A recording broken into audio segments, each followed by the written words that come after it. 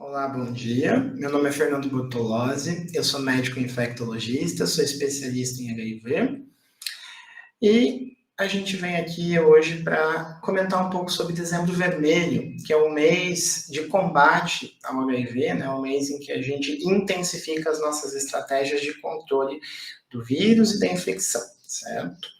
No mundo, a gente já tem aproximadamente 38 a 39 milhões de pessoas que vivem com o vírus. E novas infecções continuam acontecendo dia após dia. Apenas no Brasil, a gente acredita que a cada 7 minutos uma pessoa seja infectada pelo HIV no nosso país. Então, o controle da infecção ainda está longe de acontecer. A gente continua tendo, infelizmente, uma prevalência muito grande das novas infecções em pessoas que são da população mais jovem, de 20 e 34 anos, principalmente. E o objetivo, né, dessa campanha é a gente tentar testar mais pessoas, tentar fazer mais diagnóstico e, consequentemente, a gente ter um maior controle tanto dos pacientes quanto da transmissão do vírus.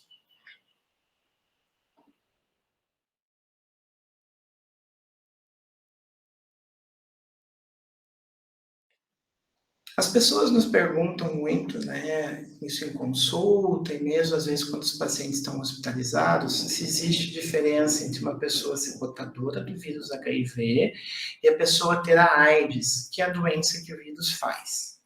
E as diferenças são muito grandes, né? HIV é o vírus que deflagra, né, a doença.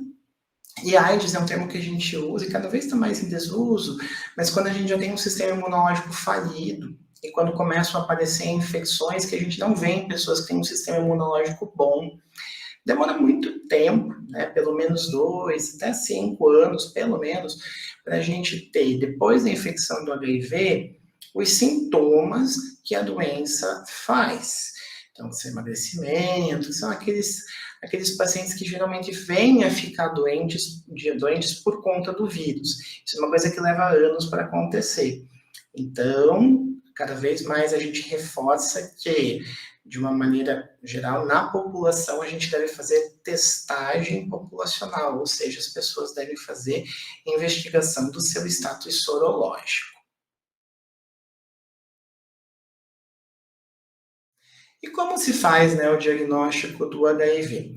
Vale lembrar que depois que as pessoas são infectadas pelo vírus, leva um tempo até você desenvolver sintomas. Ou seja, durante um longo período, coisa de anos, as pessoas elas vão ficar no estágio que a gente chama de assintomático, que é como se o teu organismo não deflagrasse nenhum tipo de sintoma e levasse um tempo até começarem a aparecer os achados que a gente vê de uma pessoa que tem um sistema imunológico falido. Portanto, o ideal seria que as pessoas não esperassem chegar nesse ponto e sim fazer o que a gente chama de triagem populacional. As pessoas que têm vida sexual ativa, população adulta, população jovem, devem fazer esse teste uma vez ao ano, que é uma recomendação do próprio Conselho Federal de Medicina. Essa testagem ela pode ser feita de várias formas, existem vários testes que a gente pode fazer para saber se uma pessoa é portadora do vírus HIV ou não. O exame que é mais visto, que a gente mais tem nas unidades de saúde e no próprio sistema privado, é o exame de sangue clássico, aquele que a gente coleta do sangue do braço mesmo, que a gente chama de sorologia. Quando a gente faz esse tipo de exame, a gente testa não só alguns anticorpos que a gente faz contra o vírus, bem como algumas proteínas do próprio vírus. No passado, as pessoas costumavam dizer que depois que você era infectado pelo vírus, levava 3 meses para esses exames virem positivos, o que não é mais a nossa realidade hoje em dia. Né? Os exames que a gente usa rotineiramente depois que você tem a infecção pelo vírus, habitualmente eles já positivam 30 dias após, em algumas circunstâncias até menos. Então, isso mostra que os nossos testes de triagem ficaram muito mais sensíveis, ou seja, a gente consegue saber sobre a infecção do vírus num período muito mais precoce. Outra forma que a gente pode ter também para fazer o diagnóstico do HIV são os chamados testes rápidos, que existem disponíveis de várias formas. O teste do sangue, que a gente pode fazer com um exame que pode ser feito com o exame da polpa do dedo, que também vai ter esse período de janela entre a infecção do vírus e a positividade do teste em torno de 30 dias. E existem outros exames, outras metodologias que são chamadas de autoteste, que podem ser feitos, inclusive, através do material da mucosa bucal, método até por saliva que pode ser feito. Vale lembrar que esses métodos, eles demoram mais para positivar, eles são métodos que, em geral, têm uma quantidade maior de semanas de janela entre a infecção e a positividade do teste, em torno de 8 a 12 semanas, e também ele é um pouco operador dependente. O que é isso? A pessoa tem que seguir muito bem as instruções para que o teste ele venha positivo. Então, de uma forma geral, tem várias maneiras diferentes de se saber se a pessoa é portadora do vírus ou não. O importante é a pessoa fazer o teste e de forma rotineira.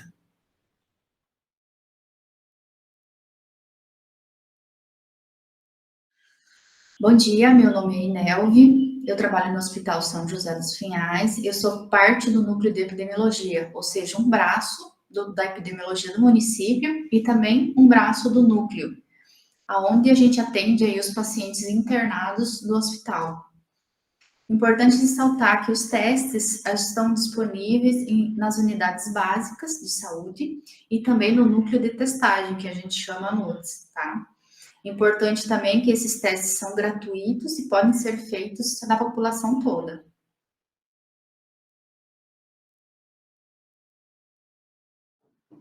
E sobre o tratamento, né? Ops, o meu teste deu positivo. Como devo proceder?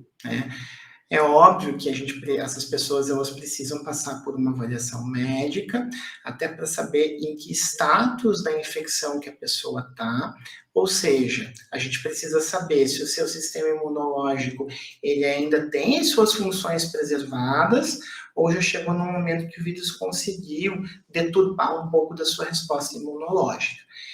Então, antes de iniciar o tratamento, a gente coleta alguns exames. O que são esses exames? Né? Existe um exame que a gente chama de CD4. O CD4 é um tipo de célula de defesa específica que o vírus é capaz de atacar, e a gente quantifica essa célula para saber o quanto o vírus fez de dano no corpo da pessoa. Habitualmente, se a gente coletar sangue de uma pessoa que não seja portadora do vírus, e a gente quantificasse essa célula naquela pequena alíquota de sangue, a gente veria uma contagem dessa célula de 500 ou mais células. A gente diz que a pessoa está imunossuprimida pelo vírus quando essa contagem ela fica menor do que 200. Então, esse exame é de fundamental importância para o médico, ele precisa ser utilizado, ser coletado e ser utilizado como ferramenta no diagnóstico, para a gente saber em que ponto que está a infecção pelo vírus.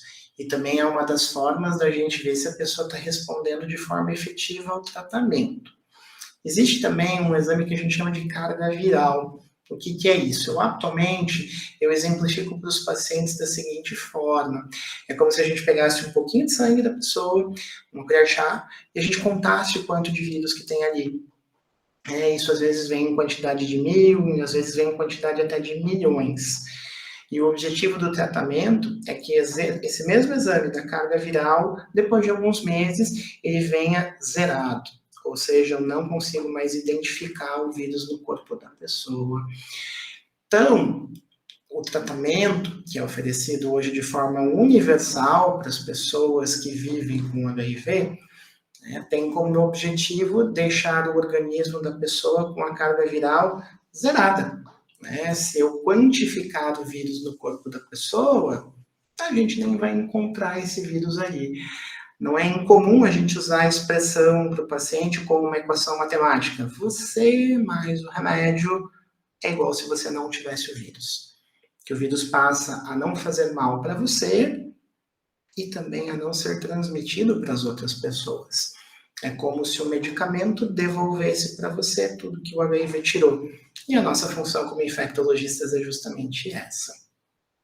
Hoje em dia, o tratamento é oferecido para as pessoas de forma universal, desde o ano de 2014, e desde 2017, os esquemas que a gente usa para o tratamento da maioria das pessoas é composto de 2 comprimidos diários, feitos uma vez ao dia, e na maioria das pessoas a gente não encontra nenhum tipo de efeito colateral. Isso confere à infecção pelo HIV o status de doença crônica. E das doenças crônicas, às vezes, que uma pessoa tem, talvez o HIV seja uma das mais fáceis de se tratar. Que você usa 2 comprimidos uma vez ao dia, basicamente sem efeitos colaterais, e a tua vida segue como se você não tivesse o vírus. Ou seja, o HIV controlado vai fazer com que ele não prejudique o seu sistema imunológico, ele também não seja transmitido às outras pessoas, funcionando também como um controle da infecção pelo vírus.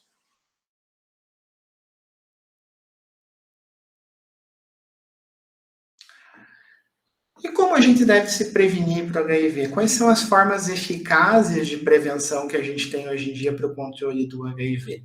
Vale lembrar que esse é um vírus de transmissão ou por sangue, né, e outros tipos de secreções corporais, como os líquidos cavitários, o líquido cefalorraquidiano, e também a transmissão por via sexual, né? Em alguns cenários, né, uma coisa muito menos comum hoje em dia, a gente às vezes pode ver transmissão materno-fetal, quando o vírus ele não é controlado numa mãe e esse vírus ele pode ser transmitido para a criança, seja por via transplacentária, seja pelo parto ou, em alguns casos, pela amamentação, que é contraindicada ainda nas pessoas que vivem com HIV. Então, a prevenção ela deve ser feita de várias formas. Existem várias ferramentas em 2022 para a gente tentar prevenir a infecção pelo HIV. Num primeiro momento, a gente relembra aquilo que a gente viu nos anos anteriores e que segue como uma regra hoje em dia, que são os métodos de barreira, os preservativos, que são métodos eficazes para o controle não só do HIV, bem como de outras doenças, outras infecções de transmissão sexual. O método de barreira ainda confere um bloqueio importante na transmissão do vírus. Ele faz parte de um conceito que a gente dá hoje em infectologia, que a gente nomeia de prevenção combinada. O que é isso? A gente usa vários métodos diferentes e combinados para tentar reduzir a infecção pelo vírus o máximo possível. Existem várias maneiras de se prevenir hoje em dia, não apenas pelo preservativo, né? O preservativo ele ainda apresenta uma certa fragilidade em alguns segmentos da população e por isso hoje em dia já existem estratégias adicionais. Digamos que você tenha tido uma relação desprotegida, você tenha tido contato com algum fluido corporal e você ainda está no período inicial ali das 72 horas desde que isso aconteceu. O melhor exemplo é uma relação desprotegida. Hoje em dia a gente tem métodos farmacológicos, ou seja, medicamentos que a gente usa inclusive para o tratamento do vírus, que, se utilizados nas primeiras 72 horas, eles vão bloquear em mais de 97% a chance de contaminação pelo HIV. Se for iniciado esses métodos nas primeiras 48 horas, a taxa de bloqueio na transmissão é superior a 99%.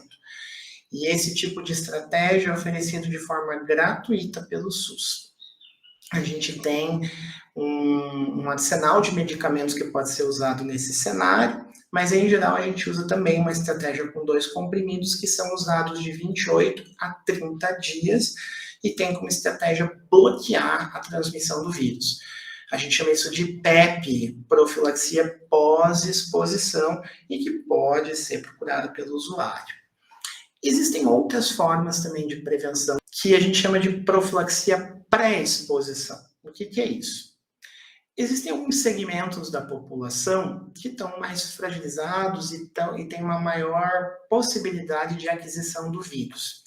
Esses segmentos a gente coloca dentro desse grupo os HSHs, que são homens que têm relação com outros homens, as pessoas trans, né, as pessoas que trabalham como profissionais do sexo, né, que também precisam, e os casais sorodiscordantes.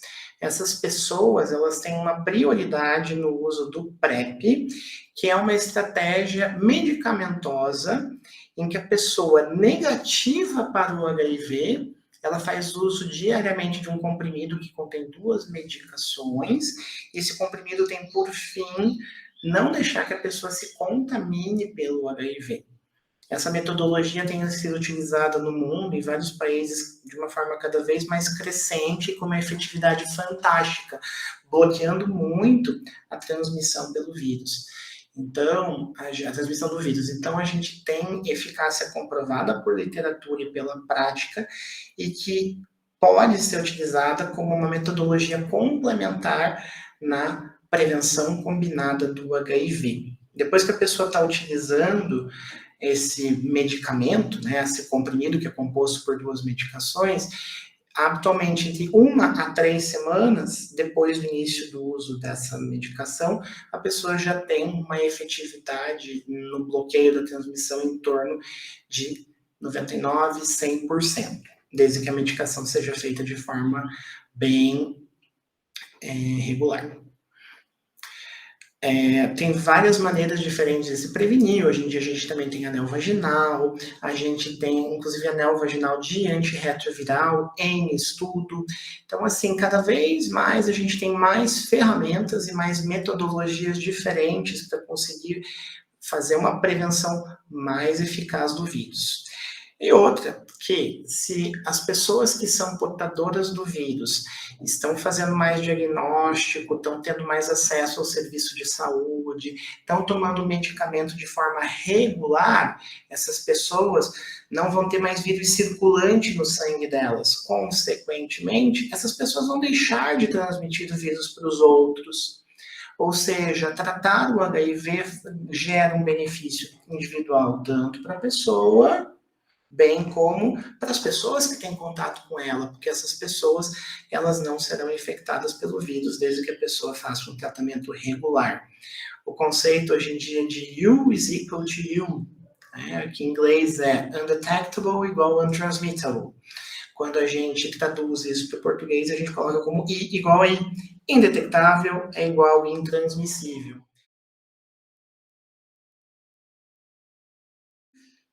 Sobre as gestantes, a gente tem, então, um acompanhamento específico para as gestantes, em parceria com o NUDS. Todas as unidades de saúde têm essa parceria. Essas gestantes são acompanhadas como gestação de médio a alto risco, tá? Elas vão diretamente para o hospital no momento do parto, é feito o parto lá no hospital. E essas crianças que nascem, elas são feitas uma profilaxia, tá?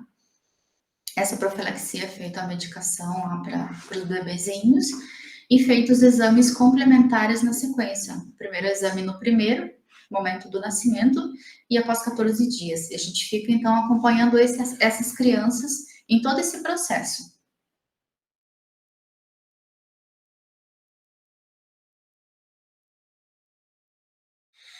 Não é incomum as pessoas perguntarem para a gente, né, como é a vida de uma pessoa que vive com HIV?